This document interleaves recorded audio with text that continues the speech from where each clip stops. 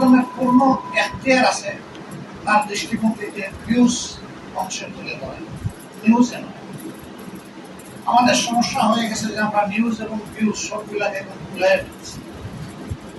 কোনটা নিউজ আর কোনটা ভিউজ এটা পড়ে শুনে দেখে অনেক সময় জাজ করা কঠিন হয়েছে।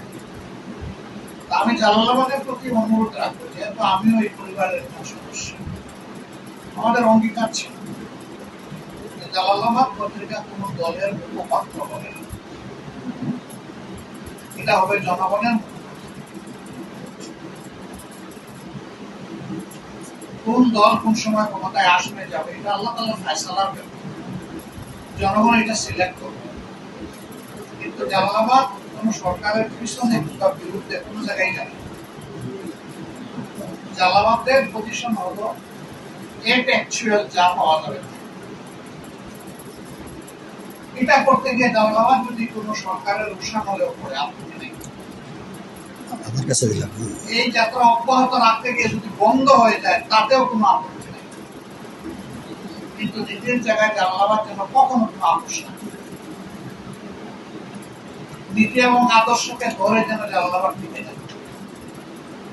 চাপে পড়ে এখন 4 পৃষ্ঠা 2 পৃষ্ঠা হইলেও আমার আপত্তি নেই, কিন্তু ওই 2 পৃষ্ঠা যেন বস্তুনিষ্ঠ হয় এবং জনগণের কথা বলে।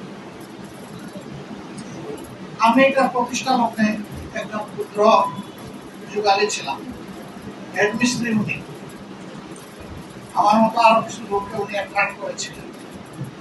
আমাদের সালেকুদ্দিন ভাই আছেন, আনন্দ ভাই আছেন, আব্দুর রহমান ভাই আছেন, আরো অনেকে এখানে নাই, অনেকে দুনিয়া থেকে চলে গেছে। আমাদের একটাই অঙ্গীকার এবং প্রত্যাশা ছিল যে এই পত্রিকা কোনো বিশেষ রাজনৈতিক রং ধারণ করবে না।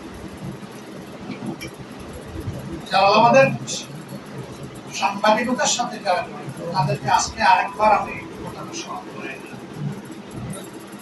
এখন এই রং ধারণ না করতে গিয়ে সত্য কথাটা বলতে গিয়ে স্বয়ং আমারও যদি কোনো বিষয় চলে আসে ত্রুটি হিসাবে, আমি বলবো যে এখানেও আয়নার জায়গায় কষা মাজা করবে না, যা আছে হুবহু তাই বলে দেবে।